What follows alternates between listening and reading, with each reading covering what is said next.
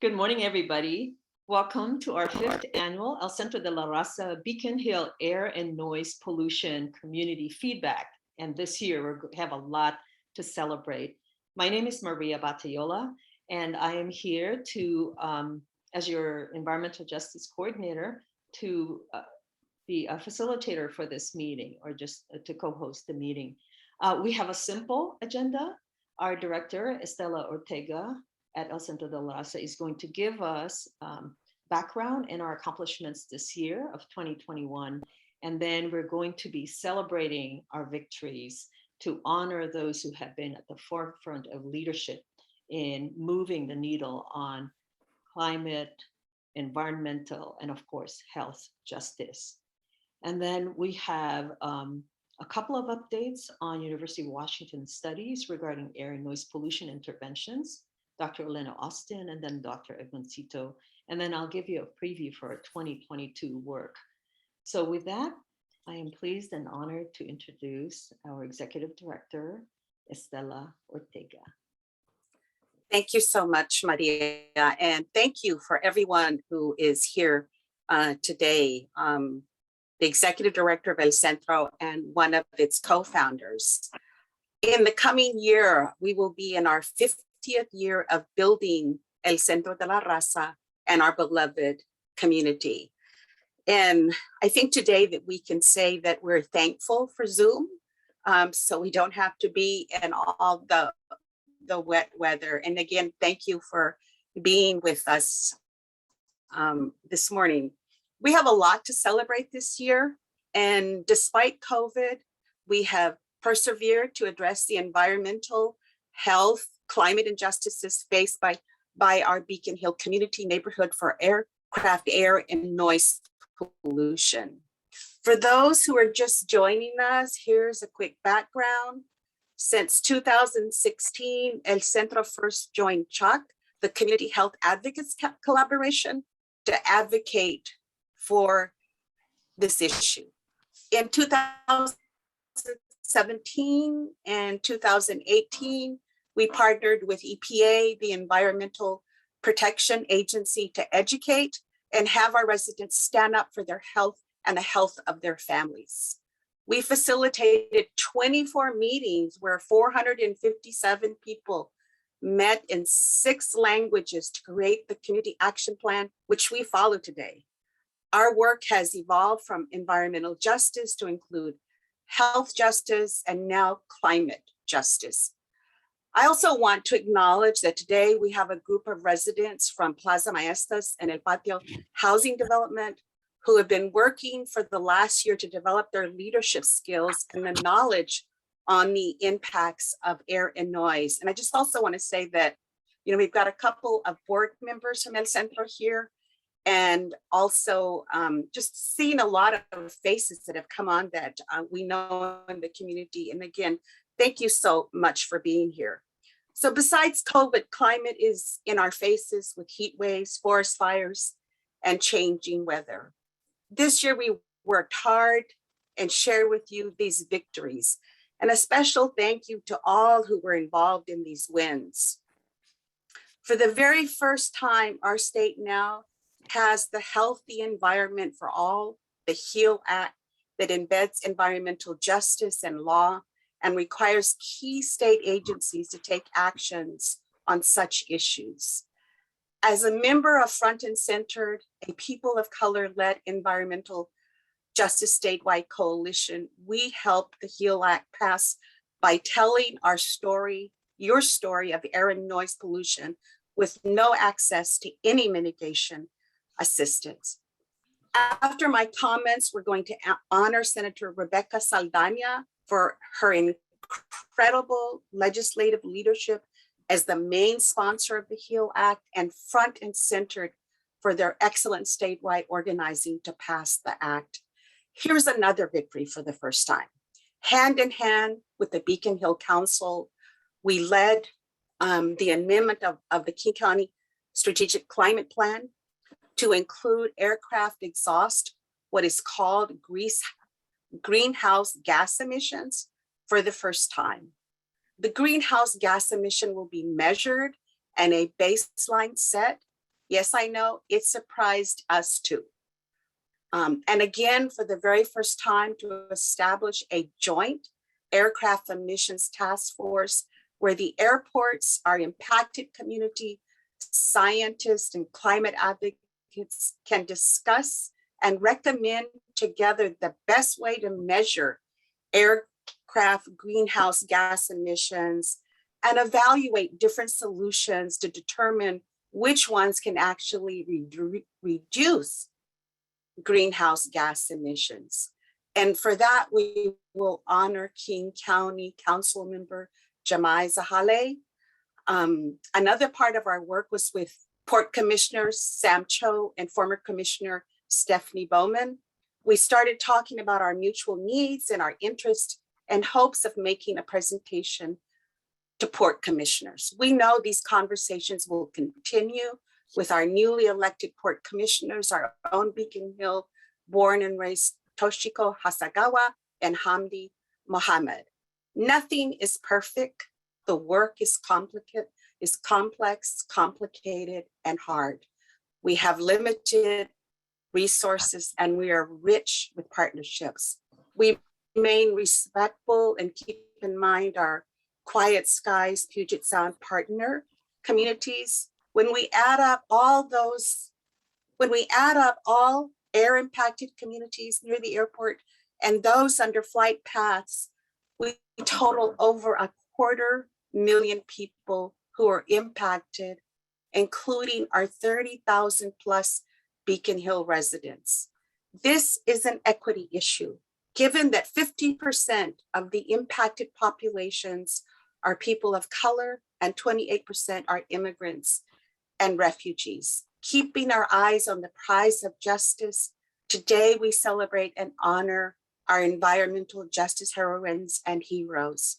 I will now ask Maria Batayola, who leads our environmental justice work, to present those awards.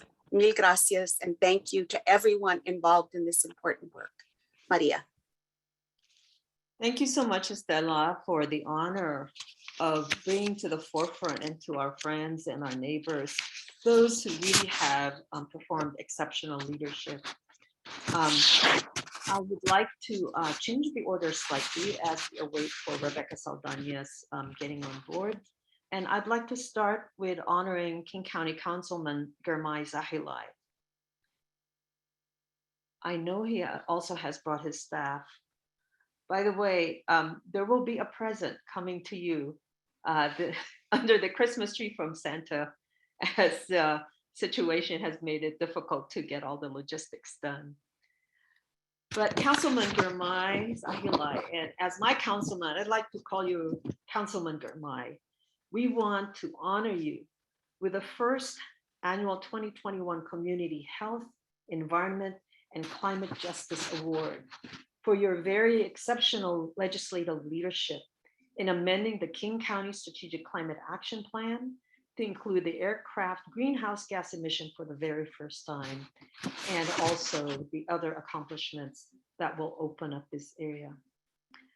Councilman Girmay, I'd like to yield the floor to you so you can make comments, and we are so excited to have you be part of our first set of awardees. Thank you so much, Maria. Thank you all so much for having me and my team here. I want to thank you, Maria, the whole Beacon Hill Council. I want to thank you, Estela, and all of El Centro, front and centered, all of the organizations who continue to advocate for climate justice, especially on Beacon Hill. You know, I grew up on Beacon Hill. I went to Van Assel Elementary School right there, and then Mercer Middle School also on Beacon Hill. And for a long time, I think most of us didn't understand why there are such devastating health inequity consequences on Beacon Hill. You know, when I was growing up in Holly Park, right there, a lot of kids around us had asthma. A lot of them had really bad health outcomes. And we didn't really understand that this was by design. Climate inequity is by design. It's a policy decision.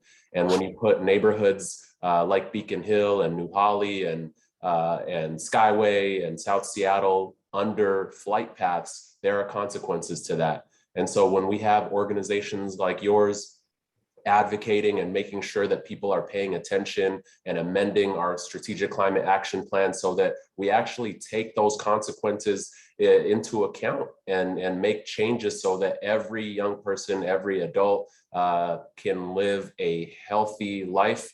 That is just invaluable. And I wanted to thank you all. I wanted to also thank my teammates, Aaron and Rhonda, who did all of the heavy work here, and also Councilmember McDermott's office and Melissa Bailey from his staff were very, very great partners on this work. I wanted to, if it's okay, give Aaron and Rhonda a few minutes to say some words as well. Absolutely, Councilman Girmay. We have a request from our interpreter. Please kindly slow down and talk. Oh, sorry. Right. Will And do. for our audience, please, we have the chat for you to express. We have reactions, and then we'll put everybody on site so we can do our expressions of appreciation and get that recorded on the Zoom. Go ahead, please, Councilman Zahilay. Thank you. Do Aaron or Rhonda want to jump in? I could say a few things. I just want to express my thanks and gratitude to everyone on the call and to you, Maria. Like I still vividly remember our first phone call when we kind of set out the plan for how we were going to approach a SCAP as I was walking around my neighborhood just trying to get my head around a lot of the really important topics here and the fruitful relationship that really oh, sorry, I know I'm a fast talker too. I got to slow down for translation, but really appreciate all of the work that the community put in here. And, you know, it's a testament to Councilmember Zahilay. And the way that I ended up on this was when we were talking about how we were going to approach airport, I was like, well, I grew up in SeaTac. I grew up in an airport community, and you know, it's a testament to the team he assembles and to the way he engages with community that we're always looking to make sure that we have those authentic relationships, and it's just been invaluable in the work we've been able to achieve together. So thank you all very much. Thank you, Maria, and thanks, Councilmember Zahilay, for enabling us to go out and do good work. Thank you, Aaron. Again, kindly slow down, please. Ms. Rhonda. Thank you, Maria. I just want to say just a very few words. Councilmember Zahilay ran for office because he wanted to change people's lives or help change people's lives for the better. A big part of my job is providing the scaffolding and the support to enable him and my colleagues to be out front and center and doing the things that really make a difference. And I'm just really pleased and proud. Sometimes that meant stepping in for Aaron. Sometimes that meant attending a different meeting so that Councilman Zahilay could divide up his time and spend time with you. And I just appreciate the recognition of our team's work. Thank you so much. Thank you all so much. We really appreciate it. I brought my team here because so often elected officials get praise, but it's really the team that's doing all of the work. And so I just want to thank Aaron and Rhonda so much for all of your efforts. And I'm sad to say we're actually losing Aaron in a couple of weeks. He's moving on to bigger and better things, but we're glad we could honor him in this way on his way out. Aaron, it's been such a pleasure working with you, my brother. And you know, without community taking the charge, none of this is possible. So Maria, Beacon Hill Council, Estella, El Centro, Front and Centered, all of these organizations, our King County Strategic Climate Action Plan didn't even think about airports before all of your work. Airports weren't even a part of it. And all of your forceful advocacy, strategic advocacy made it so that future generations can live a healthier life. So thank you all so much. Thank you, Girmay. What I'm going to do is I'm going to show everybody for the Zoom, and please, whatever affection and love you can share with them, that would be just absolutely wonderful. So, so I hope you can feel the love. It's a little odd, but it's a feel the love. And Aaron, we're going to check out where you're going to be to help us. Okay. Thank you, everybody. We got that recorded. So now I'm going to go back and switch this over. So now I would like to have the pleasure of asking Stella to accept the award for Senator Rebecca Saldana. She's not online yet. So I'm trying to switch this over. There we go. And for our beloved Senator Rebecca Saldana, you have to understand, she has been with us on this journey since 2016 as she was the director of Puget Sound SAGE, and she was part of our steering committee for the CHAC project. And then of course, proceeded to come on board to be part of the steering committee for the 2016-2017 EPA grant that really was the foundation for the education, for community education and empowerment. So for our beloved Rebecca Saldana, we would like to honor you as our first, with our first 2021 Community Health, Environment, and Climate Justice Award for your exceptional leadership and sponsorship to pass the first environmental justice state law, the Healthy Environment for All, the HEAL Act. And Estela, if you may, if you can please accept that award, I would so appreciate it. Yes, it's definitely an honor to accept this award.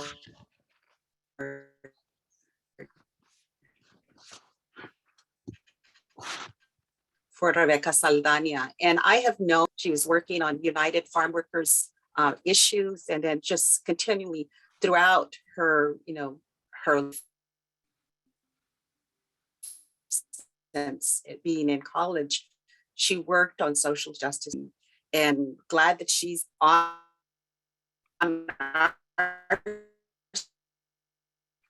side in the community, and we'll be honored to send it to her also. So thank you so much, Maria. And with that, we would like to show Senator Rebecca Saldana a lot of love. So if you can please put in the chat, and I am going to go through our three panels in terms of honoring her so that she knows who was here for her. All right. Yes. Thank you so much. Feel that love, so to speak. And so now I'm going to go ahead and move to our third awardee, which is for Front and Centered. Front and Centered did incredible organizing. So we would like to honor Front and Centered, which will be represented by Guillermo Regal, with our first annual 2021 Community Health, Environment, and Climate Justice Award for exceptional leadership and statewide organizing to help introduce and pass the first environmental justice state law, the Healthy Environment for All. Guillermo is our legislative advocate for Front and Center. El Centro's relationship with Front and Center is that it's a co-founder with Estela Ortega, and we participate on their policy committee. Guillermo, if you can give us a more robust description of that accomplishment and take the time to talk about the organizing so we can learn from you folks. Go ahead, please. Definitely. Thank you, Maria. And thank you to El Centro de la Raza. Buenos dias. I'm really happy to be here. And if I speak too fast, please let me know. I'm not a fast talker. I'm an excited talker. So, but yeah, buenos dias again. My name is Guillermo Rogel, the legislative advocate with Front and Centered. We are really happy to be accepting this award. Something that I keep saying during these presentations when we're talking about the HEAL Act is I'm just really happy now that the bill passed. And instead of talking about how good the bill is and that we want legislators to vote yes, we can now start implementing it. And we're talking about environmental justice and actually putting it into work in Washington State. So the bill, took a lot of work. It was about 7 years of organizing from the environmental justice community.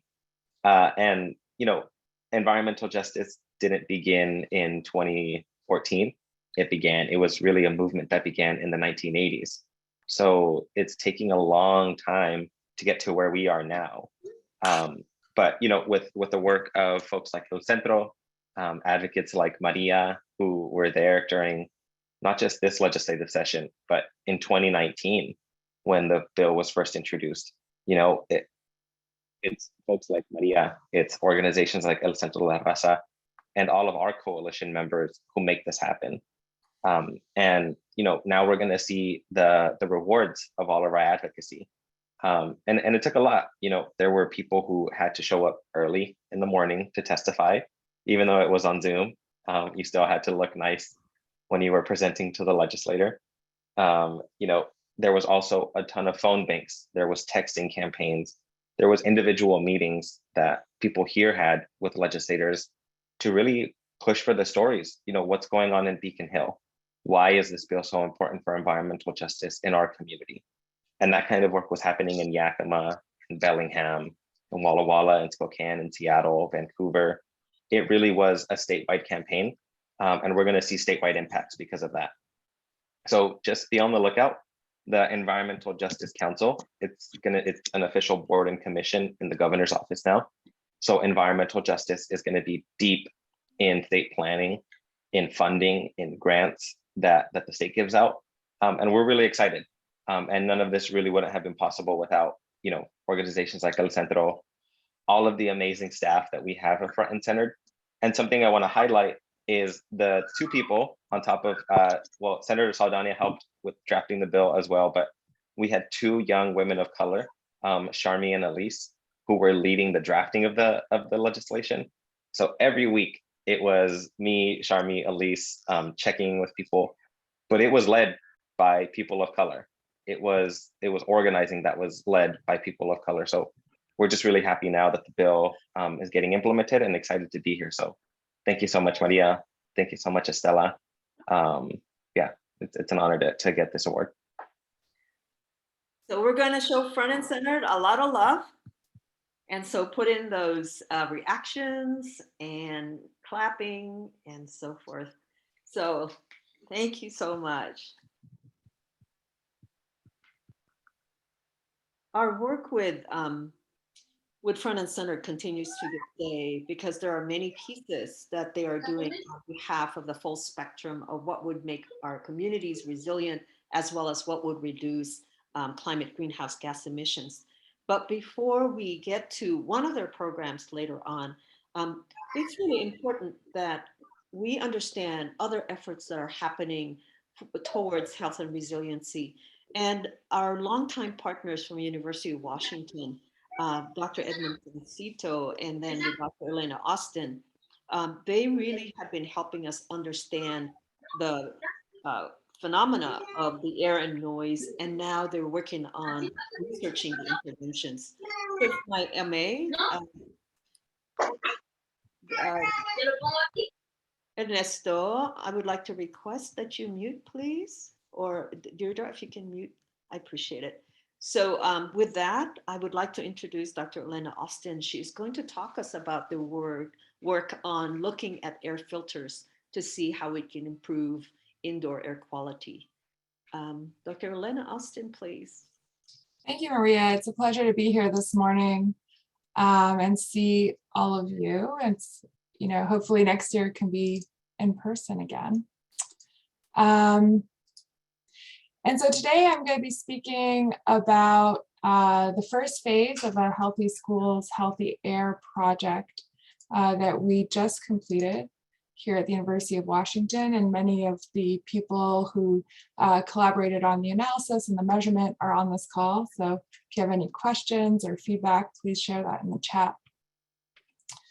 The primary pollutant of interest that we were targeting in this project are ultrafine particles. And it was nice to hear some of the honorees mention aircraft pollution and ultrafine particles. And so ultrafine particles are currently unregulated at the state and federal level, but they're potentially important in determining health outcomes. It is true that their health effects are more uncertain as compared to PM 2.5, which is particulate matter, with a diameter of less than 2.5, but there's increasing evidence that exposure is associated with neurological and birth outcomes. Important sources of ultrafine particles include diesel combustion, like truck traffic or aircraft traffic, wood smoke, and some photochemical processes as well. And they are very variable in space and time. And so if you measure them at one location, you may not have a good sense of the exposure just a few hundred meters away. This graphic here can try and help you visualize what an ultrafine particle is. And so this large gray shaded tube here represents the width of one human hair. And in yellow, we have across that human hair PM10, which is a regulated pollutant. And then these fine blue dots here represent PM 2.5, also regulated. And then if you zoom in on one of these blue dots and add across, 10 to 100 smaller particles, these are the ultrafine particles that we're talking about today. The goals of the Healthy School, Healthy Air project were to understand the impact of outdoor ultrafine particles on air quality indoors, and particularly in schools. And we collaborated with the school districts of Highline and Federal Way to accomplish this pilot project work. And our main questions were, are outdoor ultrafine particle pollutants significantly removed by current air filtration approaches? And then can indoor air quality be improved through the use of a portable HEPA filter unit? And this was funded by the cities surrounding the airport, as well as through a partnership with Washington State. And so as a quick reminder, and you can go on the website for more details, it's linked here. This study is a follow-up to an outdoor air pollution study that we conducted in 2017 to 19, trying to understand how ultrafine particles might impact airport communities. And what we found were that there were impacts in airport communities of ultrafine particles, both of roadway origins, so cars and trucks, as well as from aircraft. And we were able to distinguish between these ultrafine particle sources, and that the impact of aircraft emissions were observed up to 10 miles from the airport along the flight paths leading to the airport. And some of our results also confirmed that aircraft landing activity was associated with a larger fraction of particles, of these ultrafine particles. So in this particular pilot project study, this was really a measurement-based study. So we went into unoccupied classrooms in 5 schools in our Highline and Federal Way school districts. We visited each school location twice. And on each occasion, we deployed a suite of air pollution measurement instruments. You can see a picture here. We conducted measurements for 24 hours during each visit, looking at the standard conditions or infiltration under the current ventilation conditions. And then we deployed a HEPA filter unit. You can see the picture here that was sized to have enough flow for the size of the room that we were measuring, and did a second 24-hour period of measurements. And so the results from this study, and I have here just an example of the measurements over time at one location.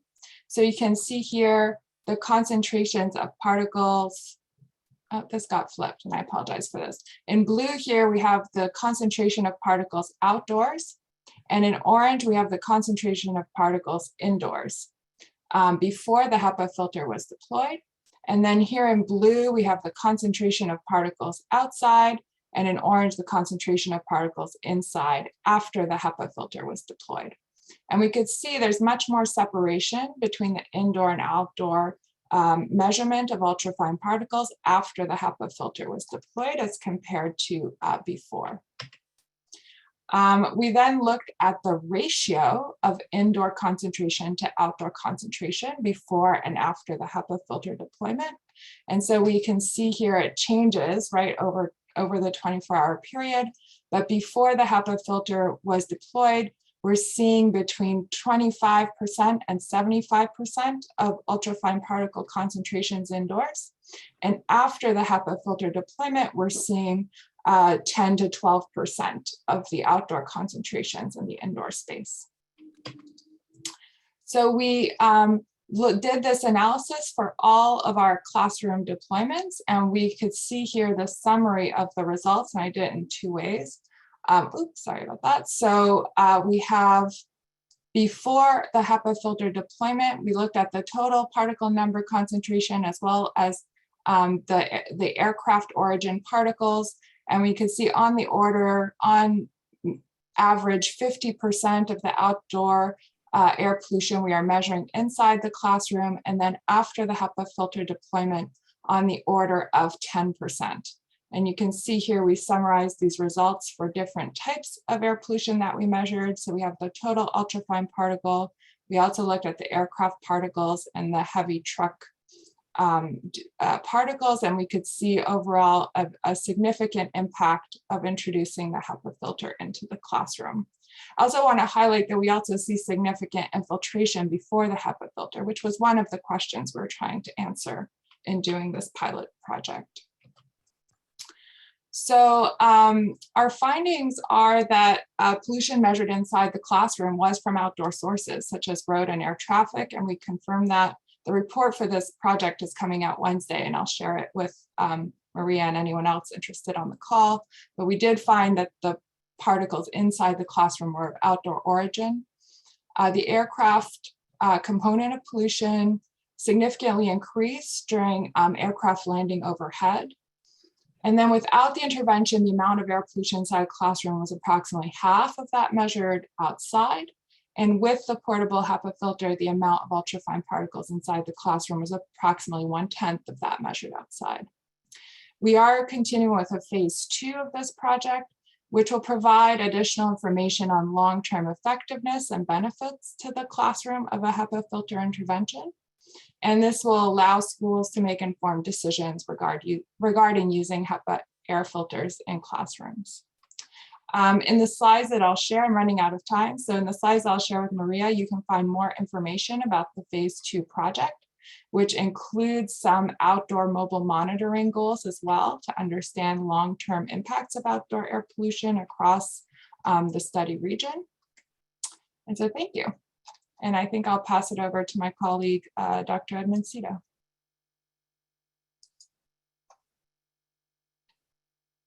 Yeah, thanks, Elena. So I'll share a slightly different study, but this study has somewhat of a similar theme in that, when we started doing our aircraft and noise studies, we heard very loud and clear from our community partners that the studies are fine in that we're measuring what exposures are, but we don't want to wait any longer. We want to take action and work towards mitigation and understand the effect of mitigations. And so about a year and a half ago, we had an opportunity to apply for an internal UW research grant through EarthLab.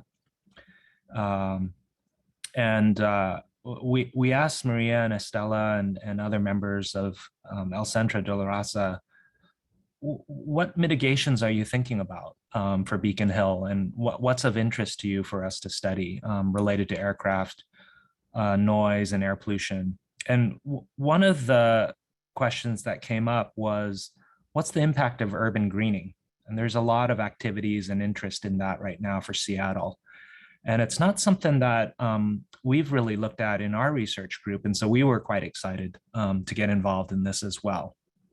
And you'll see that because this was a new area for us, we actually reached out to some other experts at the University of Washington. So you'll see Professor David Sheen has joined us from Civil and Environmental Engineering. He's on the call today.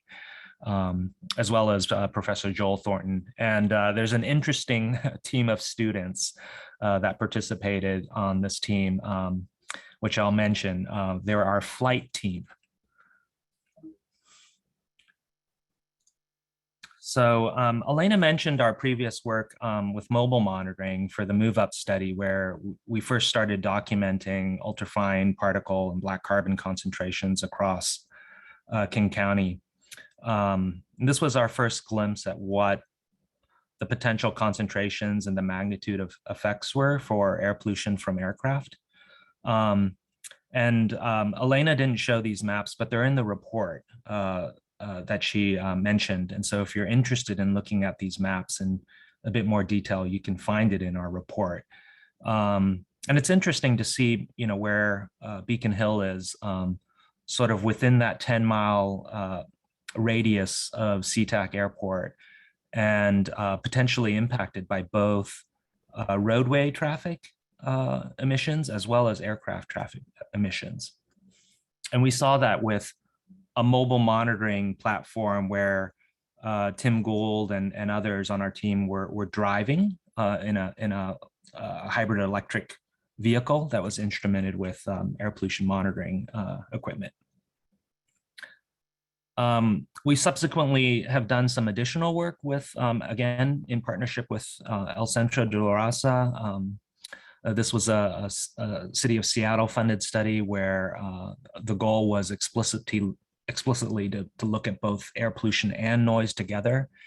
And we had some meetings where we asked members of the community, where were the most vulnerable places? Where should we be doing monitoring? And schools came up as a resounding interest area for us to do measurements at.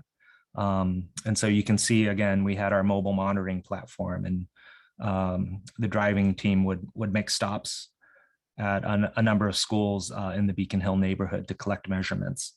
And we learned quite a bit from these measurements. We had more data than focused on Beacon Hill than what we had in the original Move Up study.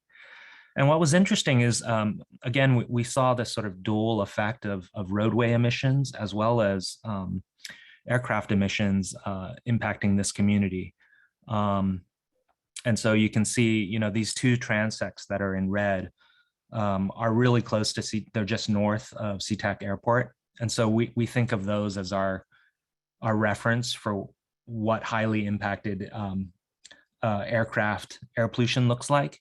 And you can see that in the case of black carbon levels, which are kind of a typical roadway vehicle pollution, tends to be higher than those two transects because Beacon Hill is closer to the downtown core.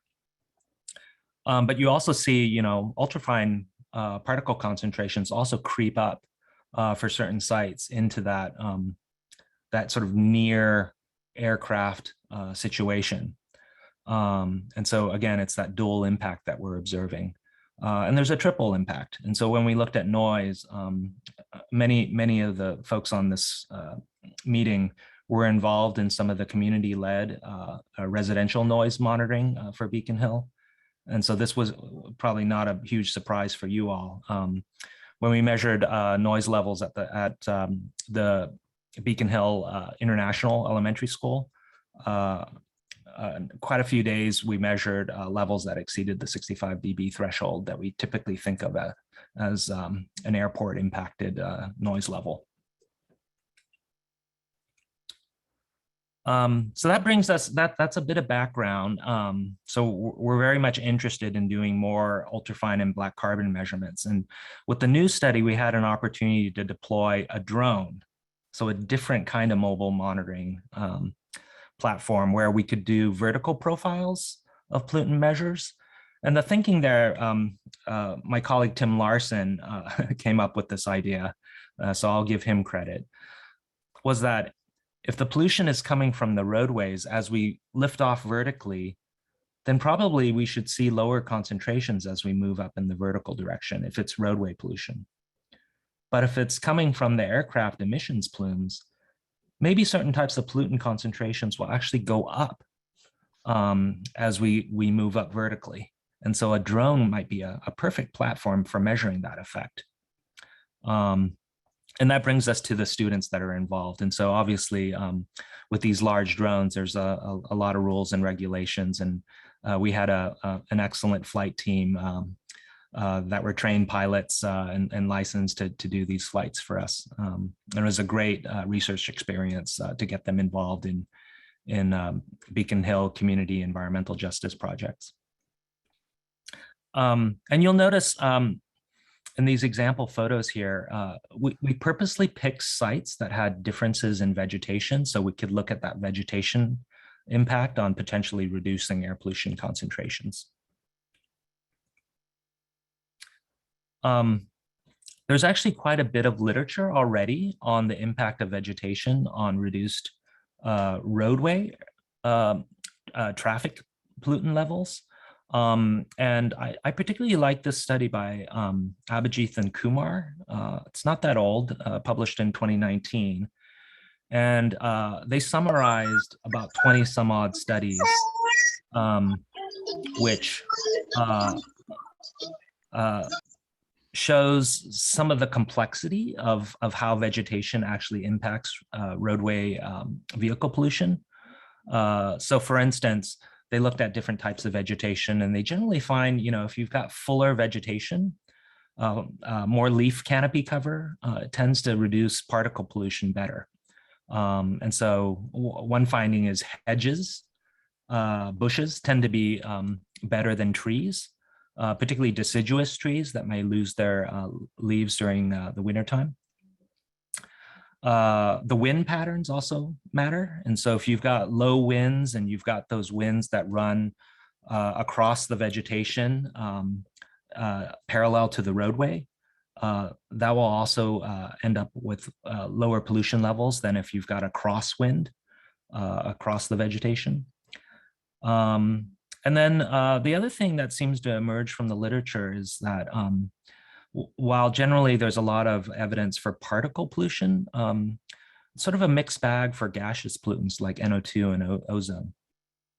Anyways, I have the study here at the bottom, and I'll just show very quickly some of the tables so you get a sense of the magnitude of the effect. So for particles, ultrafine particles and black carbon, we're talking about, potentially a 50%, we've got 37 to 77% reductions in ultrafines, and anywhere from 7 to 12% reduction in black carbon levels. For PM 2.5, slightly larger particles, we're still seeing some particle reductions as well with vegetation. So that brings us to the drone study. And so we had 11 primary sites that we measured over the course of 2021. And we had some delays due to the pandemic, but kudos to the flight team that we were still able to get out and collect quite a few repeated measurements across these 11 sites. And you'll see some of them span Beacon Hill, but we also go down into South King County as well.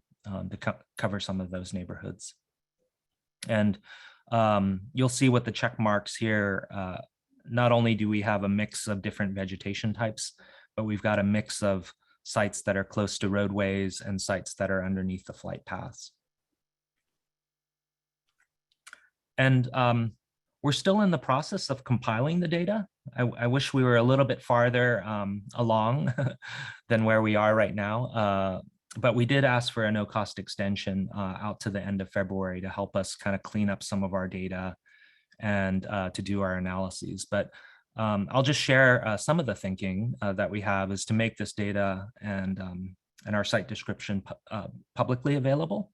So I'm in the process right now of developing this website, which will describe the goals of our project, document the vegetation levels for the different sites that we've collected measurements at, and actually create some interactive tools so that the community can explore the data themselves. And so potentially this would be a great tool for citizen scientists or youth who are interested in environmental justice issues and air pollution issues in their community. And so our next steps are to complete the QA/QC. And we really do have a hypothesis when we're analyzing our data is that based on the roadway studies, we fully expect that there should be an impact of vegetation in reducing air pollution levels. we don't have that many sites, but we do have nice repeats. And so hopefully we'll observe that when we do our analyses. And so we'll be looking at both differences in the vertical pollutant gradients between sites, as well as differences in the pollutant concentrations between sites that have different vegetation. And hopefully we'll have our final results in the January and February timeframe to share with you all. And I would be happy to accept suggestions for what we should be doing with our data analysis if folks have ideas. Thanks. Thank you, Dr. Seto. Thank you, Dr. Elena Austin. What we're going to do is, I see questions in the chat box. Please hold on to those because we have time after the formal presentations to be able to respond and have a conversation with community. In the meantime, what I'm going to do is we're at 10:54 and we have another chunk of presentation. So I'm going to shorten mine, but basically what I want to tell you is give you a preview for our work in 2022. And I'm not quite sure why my video is not showing up, but let me go ahead and give it to you anyways. The regional growth is what's driving a lot of the demand for additional airplane travel and for passengers as well as for people. So there's three parts to the strategy in terms of how that's going to be handled. One is an expansion of the services at the North Airport. Another one is expansion of services at SeaTac. And the third one is a new airport that's being studied as to what recommendation, where that might be by the Commercial Aircraft Coordinating Commission. So their work is proceeding. So keep an eye out on that. The focus of our work at El Centro and Beacon Hill Council is the upcoming strategic action, strategic airport master plan, which will include the expansion. And our primary goal is to respond to the environmental assessment to push it to be an environmental impact statement. The reason for this is that we want the cumulative impacts included in that. And we've also asked for an environmental justice assessment under the presidential order so that the impacts on people of color are made known. And the reason for that, again, is that we've learned from COVID, and many of the studies have shown that vulnerable communities have a higher impact on them. So that's our focus on the first quarter of next year. And then, of course, there will be a lot of organizing. So we have your emails. We're going to keep you informed. We're also going to be pushing out through various communication platforms in Beacon Hill. So I just wanted to shorten my portion and also let you know that in the city of Seattle, regarding trees, 30% of trees are in public ownership in parks and so forth. 70% are in private property. So right now, one of the Beacon Hill Council projects is to engage in getting a stronger tree ordinance because of the Mandatory Housing Affordability Act, which is pushing to build a lot of multi-unit housing. And so there's a lot of gentrification going on. The other project we're pursuing is purchasing 19 acres of trees in Beacon Hill. Our target is $4.2 million, and we have raised $3 million through grants. And that's with the assistance of Girmay Zahilay's office. So with that, this is consistent with the community action plan in terms of, originally we thought planting more trees, but now it's preserving trees also. And then that community action plan, there's also one item which is promoting alternative transportation.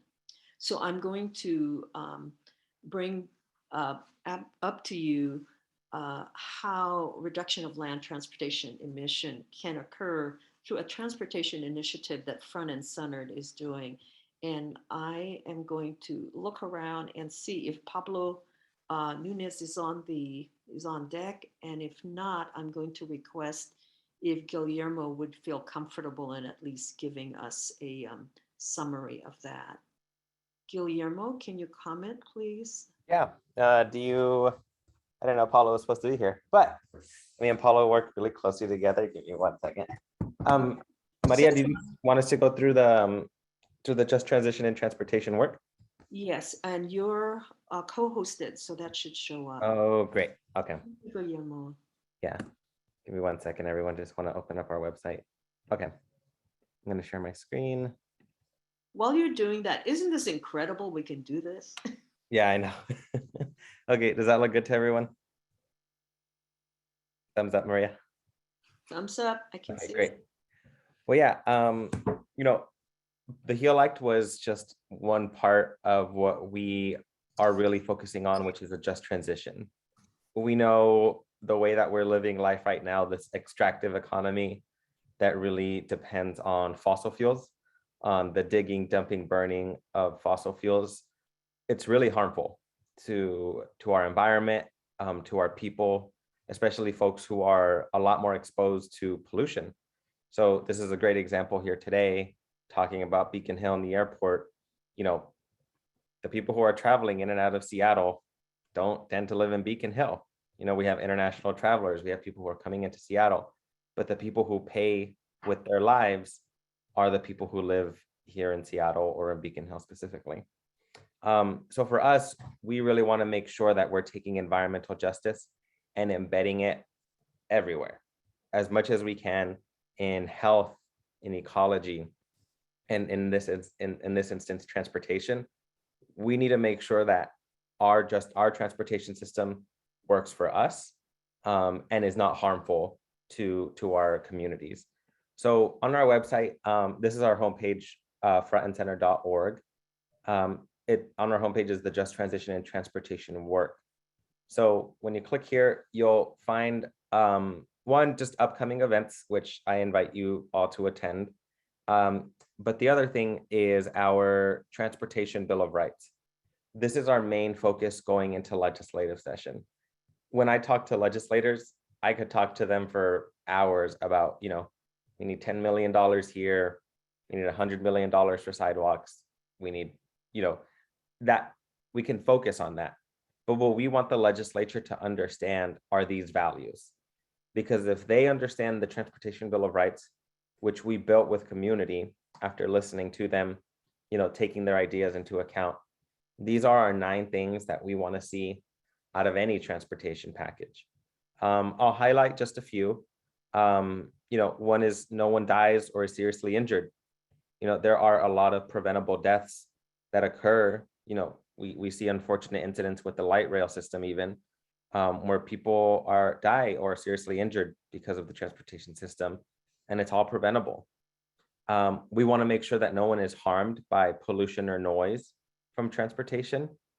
We want to make sure that there's protection for the climate crisis today. The transportation package, or our transportation system, in Washington, generates 40% of our carbon emissions in Washington state. But it's not treated as a big source of pollution when legislators are negotiating these packages. So for us, it's stop investing in new highways, stop investing in new roads, focus on public transit, focus on the 25% of people in Washington state who can't drive or don't drive. Either they are too young, they probably can't afford or have an accessible method of private transportation like a car, or they have a disability that prevents them from even operating a car. So we want to make sure that the transportation package reflects the needs of everyone in Washington state, that every kid who wants to, they can walk, ride a bike, or roll to school safely. So this is just really high level what we're hoping to accomplish. And Maria, I'm not sure how much time you had with Paulo, but there are a couple other things I can cover as part of our work too. Paulo has 15 minutes, so if Oh my God, you have okay. about 5 more minutes that you can, and then we'll open it up for Q&A. Yeah, definitely. So where I want to pull some focus is here, our highway pollution calculator. So again, this is on our website if you want to go in and mess around with the calculator. But this calculator was done in partnership with the Rocky Mountain Institute. And what this does is that it shows for every new highway mile, this is how much in carbon emissions you can expect as part of that one project. And this is going to be our message to the legislature is we need data informed and community informed transportation projects. And when you think about it, our communities aren't really asking for new highways. They are asking for less congestion. And how do we get there? There's less cars on the road. But what we know from working with the Rocky Mountain Institute and just our analysis here in Washington State is if you create a new highway lane in about a year or two, there's going to be just as much traffic as there was before that highway lane was even built. And that's induced demand. You build it, people will come. They'll think, oh, there's less time to commute to work now. We could probably just drive. There will be more cars on the road, which is the opposite of what we want. We want to see more buses on the road. We want people to be able to bike to their work, to their grocery store. And when you look at some of the communities in Washington State who have a lot of congestion, their trips are about only 3 miles, but they're caught up in all of this other traffic. So how can we make those short commutes a lot more accessible so that people can get to work? And then something that's a really grand idea is that people can get back from work. If they work really late nights, buses tend to stop at around 11 p.m. And after that, you are really out of luck.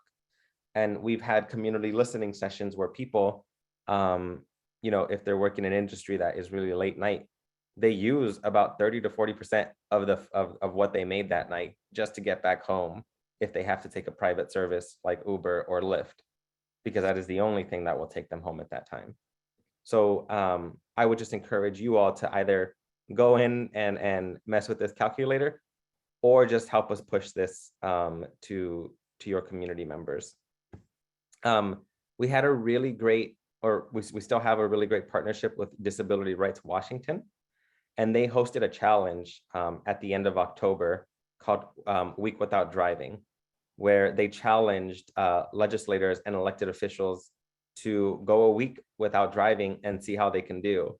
And we talked to one representative in the legislature who said, I wanted to do it, but if I didn't have a car, I would have had to cancel half of my appointments for the week, because just to build in time to get to those meetings and get back from those meetings.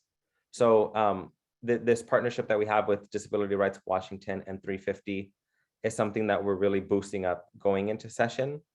There is a possibility we get a new transportation package this year or in 2023. And we want to make sure that all of these values here, legislators are paying attention to and that they're prioritizing. Because if folks say that they care about climate, but they vote for a highway package that expands highways and is about 80 to 90% of all of the transportation funds available, that's really the opposite of being a climate champion. We want to make sure that there are the right investments to the communities who need it the most out of any transportation package that passes. So encourage you all to, if you want to get more updates on this work or work that Front and Center is doing, you can endorse this Transportation Bill of Rights. You'll hear about our work. And just stay tuned, because this is always changing, but we want to make sure that environmental justice frontline communities really are front and centered of the conversation. So I'll leave it there, and take any questions, Maria. So if you can take down your presentation, what I'd like to do is to, first off, get everybody on the screen. I don't know what's going on with my, I wanted to make sure we see everybody so that we can appreciate Dr. Elena Austin's presentation, Dr. Edmund Seto's presentation, and yours. So we'll just go ahead and put in a chat box and clap for you guys. And it's about 11:08. So we talked about the end of the formal presentation at 11. But however, we want to open up to everybody so there can be questions. So if I may, I'd like to start in sequence of questions at the chat box. Okay. Kara Johnson, can you go ahead, please, and ask your question? And if not, I can read it from the chat box. Kara is asking, does this pollution reduction include invasive, this is to Dr. Seto, include invasive English ivy or Himalayan blackberries? That's a great question. And let's see if, Tim, I'm going to hand this over to you since you're at all the sites. And so you may be able to speak to, particular types of vegetation better than I can. Yes, we didn't really characterize the vegetation to that level of detail. It was really more a case of just looking at whether it was deciduous trees, conifers, or low shrubs and so forth. In terms of getting into that specific level of detail, that was a little bit beyond what we had characterized. Okay. Also, we're going to be interested in looking at it because there has been a phenomenon called kind of fake greening. So it'll be interesting to really look at that information. There's also a question with regards to a link to the study. And I understand from you, Dr. Seto, that you'll be finishing the study. And then if you can send us the link, that would be so great. Moving to the next question. Let's see. Stan Shikuma. Stan is the president of our Japanese American Citizens League of Greater Seattle. He lives in Beacon Hill also. Go ahead, Stan. Thank you, Maria. So I was just wondering, I live across the street from Kimball Elementary, which is currently being rebuilt. It just got torn down and they're starting construction. I'm wondering if any of these mitigation strategies are being incorporated into new construction, because Kimball's being redone this year. I think Mercer Middle School is on slate to be next. Cleveland just got rebuilt a few years ago. So do we know if the school district is on board with all this? Stan, I'm going to take that question. We're working on a partnership with schools in terms of getting them to pay attention to the SAMP, the increase in flight. So let's do it together and let's inquire with the schools. A couple of years ago with Dr. Seto, when we were asked for Elena Austin, when we were asking for the schools to participate in the HEPA study, the basic response we got is they're approaching this by changing their HVAC system. So I think it's time. Oh, and the recent development is there was I believe a climate-related resolution that was passed by Seattle Public Schools. So let's partner and move and ask the questions. We've also have a partnership with the PTAs on Beacon Hill, and that was on a separate topic to reopen programs at Jefferson Community Center. But now we have that connection. We could do it together. Maria, could I add something on that one? Hang on, Stan, let me get an agreement that you're willing to work together on that. Are you good with it? Yeah. Thank you so That's much. good. All right. Guillermo, you have more to add? Yeah, it's not so much directly related to schools, but we're running a bill this session that is going to embed climate into the Growth Management Act. And this is so that when counties are doing their plans, I think it's on an 8-year or 10-year cycle, they are actually thinking about climate in their comprehensive planning. And that's something that we hope bleeds into schools, bleeds into transit, housing. So we're hoping that has an effect too, but I'll drop that link in the chat if you're interested. Guillermo, one of the things that I talked with Tim Trahimovic over at FutureWise is to embed multimodal planning. Because as you know, if we're doing the same thing and not doing any other actions to offload some of the transportation choices, then it would be same old, same old. And of course, I know you guys are aware of the inter-community connectivity. That's a issue also. Thank you for letting us know that. I'm glad that's getting active. I'm looking at the chat box.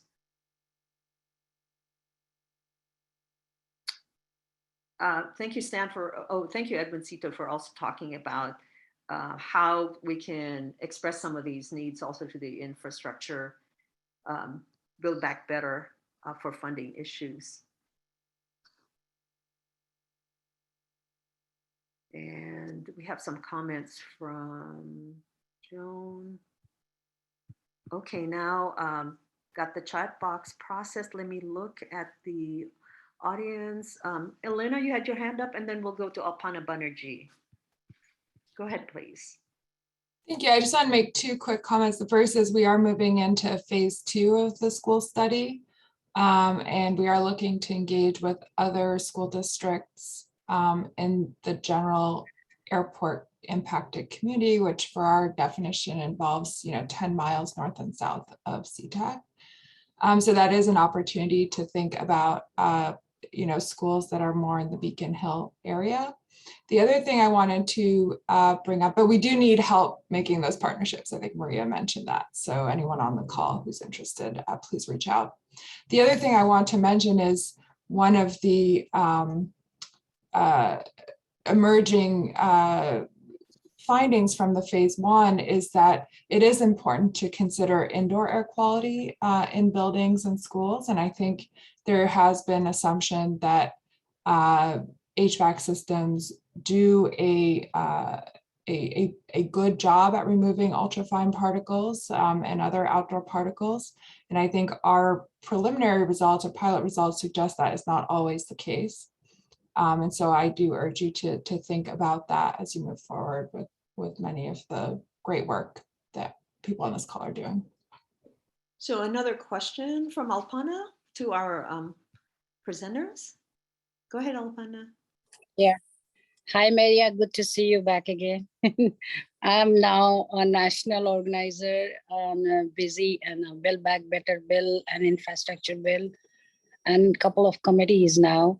So sorry that I couldn't attend those meetings previously, but I'm excited today to know your so much achievements in the environmental justice.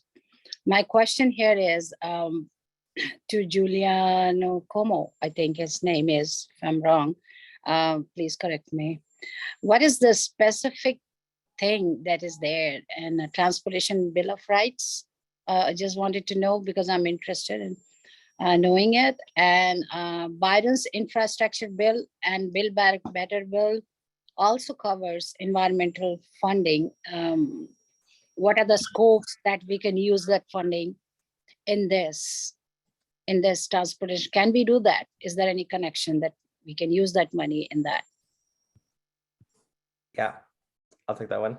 I think that was directed to me. Yeah, so they do intersect.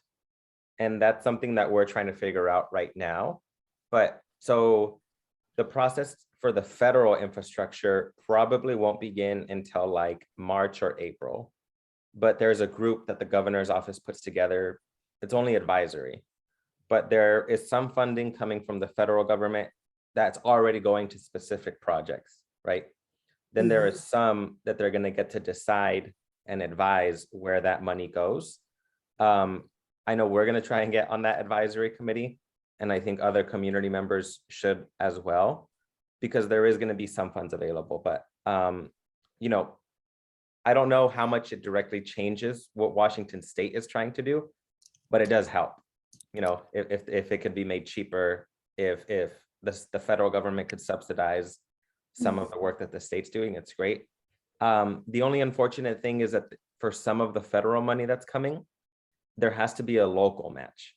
So local governments will have to match it. And that's going to be hard for some communities, is which communities are going to be willing to either tax themselves or invest themselves to get some federal funds. And, you know, we just want to make sure that it's equitable, especially for frontline communities who maybe don't have that money up front in their communities to match the federal government. So my question here is that is that money is going to be through the governor or through the mayor? Because it's very hard to convince them, the new mayor, because I did for the mayor, so I know he is a difficult person, we just cannot convince. So from which office the money comes? Yeah, it's going to be both the state and local government. I think it's going to be more, if I'm right, it's going to be more city council, county council allocations, but Councilmember Girmay, I don't know if you know more specific how some of that funding is going to come through between local governments. But I know for sure the state legislature will get their hands on it. Yeah, I do. I'm interested. I'm in environmental science and environmental justice for long years, and also working on at the national level, as I said. We're gonna keep continuing the conversation, and I know we're connected, so it'll be good to figure that out. So I want to build on what Guillermo is saying in terms of the monies coming in that Alpana you have brought up, and that is to front and centered, and to Councilman Girmay Zahilay, the thought of a chunk of money coming down and that just being allocated for capital or whatnot. Is there an opportunity to capture that money and do a public bank so that the loaning capacity can be tripled and it could be sustaining to its own self? As you well know, Senator Hasegawa has been pushing that idea. And now is the time. It's a big chunk of money and it's distinct. Any response, please? I think the public bank idea is an amazing idea. As you know, Senator Hasegawa, as you mentioned, has been fighting for that for feels like decades now.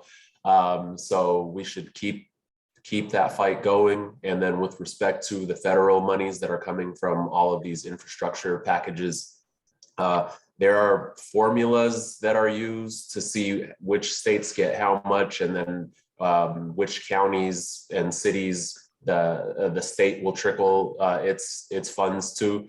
We had a presentation from one of our federal consultants maybe a week or two ago about these funds, but it's a significant amount of money. I would say let's begin organizing around that with our state partners as soon as possible, as well as our federal partners.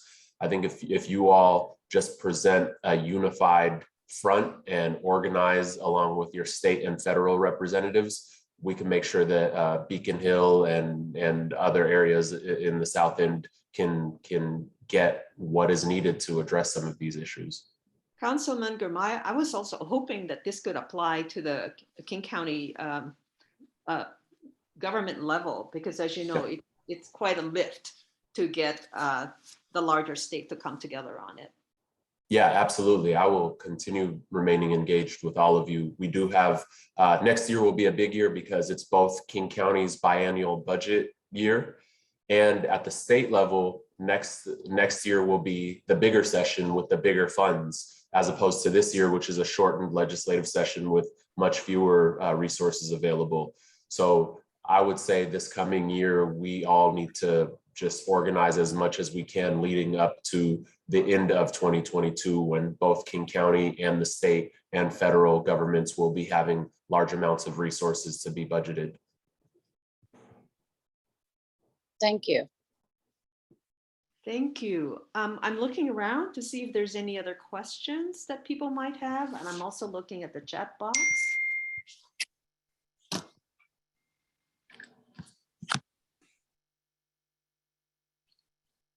I also have a message from Senator Rebecca Saldana. She is absolutely so sorry that she missed us today.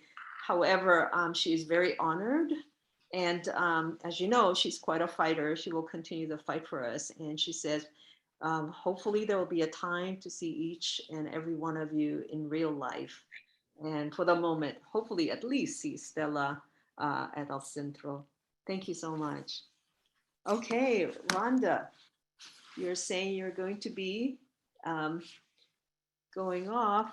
So let's see, I'm looking around to see if there's any other questions or comments. Any raised hands? Let's see. Brandon, go ahead, please. Yeah, maybe this is a question for Guillermo or the front and center group, but you talked a lot about that transportation bill of rights, and I think that's really important for people who don't drive. I also wondered if you have thinking about airports and aviation policy and sort of getting back to how do we make the big systems change to stop we can't keep doubling the size of these airports. It just adds to the harms that we've learned about today. And so how do we help our government think differently about how we move people and move goods, solutions like rail and other things, so that we don't just keep adding more harm to communities that are already facing, unequal life expectancies and unsafe air? Yeah, I think, where our focus is kind of more on that latter part, is like, what kind of systems can we use besides airports? Like, there's a lot of conversation about like the high-speed light rail that's going to connect, down the West Coast, or at least Oregon and Washington. But, anytime that we try to do airport related work at the state level, usually met with the response of like, that's not the jurisdiction of the state. Even with the cap and trade conversation that happened last year, aviation fuel was left out of any kind of carbon tax. But if the state had ability to, I'm sure they would tax it and use that same revenue that's getting generated from that carbon tax back into community. But Maria, I don't know if there's more to add on there, because we haven't had the ability to engage with lawmakers directly about airports, just because of the scope of authority for them. Yes, Brandon, this is really important question. It goes back to our work pre-COVID with Puget Sound Regional Council. So El Centro de la Raza, what we really pushed during the planning for the 2050 vision plan is to include the racial equity lens, which was led by Councilman Michael Bryan and King County Councilman Larry Gossett.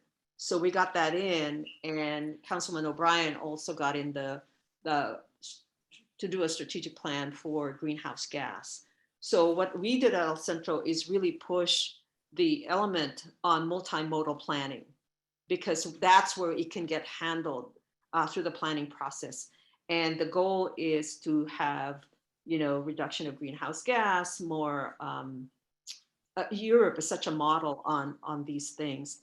And Senator Bob Hasegawa was the one who had the Senate staff research on what part of the transportation bill, PSRC bill that allowed for multimodal planning, and they affirmed that it is. So we've had conversations, and as you know, or you may not know, PSRC also did the RABS, which is the regional aircraft or airplane baseline study. That's where they identified what the growth is. And they have made a commitment. And of course, what's gonna make this commitment more of a direction from the state is when the GMA is adjusted to actually refer to these two things. So we had some interaction with the FutureWise lobbyists back then in terms of adjusting the definition of transportation.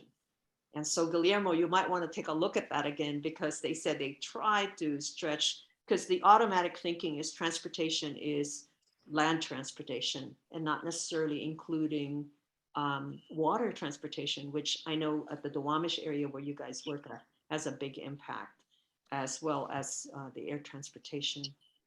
So I know that's kind of a longer story, but this is the complication of what we're dealing with. We're dealing with 7 layers of government. I'm going to move on and recognize Megan Slade, who's with Climate Action Families. Go ahead, please, Megan. Yeah, thanks, Maria. I just wanted to mention one part of transportation that often doesn't get addressed in these areas is school buses. The bulk of those are parked down here in the South End, and so they, get routed all over the place, but the communities are getting affected. And I know that there's been some work on the federal level to, electrify school buses. The Public Schools Clean Energy Resolution looked into that, and there's lots of mechanisms and funding issues regarding that. But our kids are also getting exposed to the pollution inside of the school buses, and nothing's really being done to mitigate that either. So I'm just wondering how we kind of elevate that in this whole issue. And especially around children's rights, right, to be healthy as they're getting transported to school. So not a specific question necessarily, but just, how does that also get added into all of what's being addressed in transportation? Thanks. Thank you for that, Maria, or Megan. So in my experience, it has been brought up a few times in conversation, but I don't think as much as it should. So thank you for that spotlight. I just made a note to myself to bring it back to our policy folks and see how we can more embed that, because people do talk about it, but I just don't know. I haven't seen like a specific investment to help fix that. But thank you. Megan, I want to thank you again for bringing that up. So this is on a future workload, which is exploring partnerships with the schools. And there are organizations, educational equity organizations, or just general education, that we need to bring that up along with all of the other pieces. I think what might be interesting also is to see if Dr. Elena Austin can be engaged to measure what is the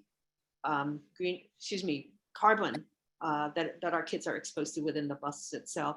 We should also check, there's an gas idling law that I remember from way back in the 70s to see if they're following that or not.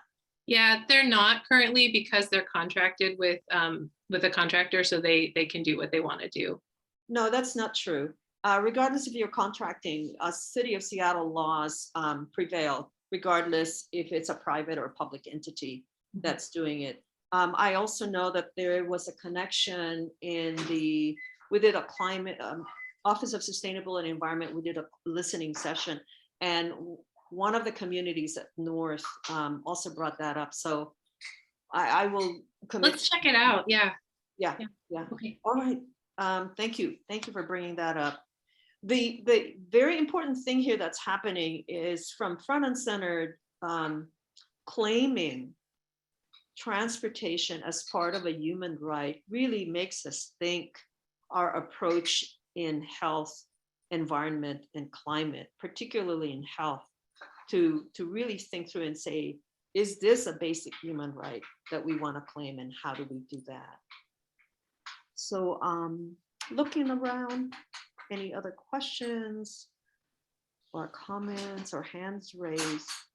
So it looks like we're at a good place of stopping. Okay. I just want to say thank you to all of our panelists. If we can give them a lot of love, and I'm going to get that recorded on the Zoom with your claps and your hearts and your.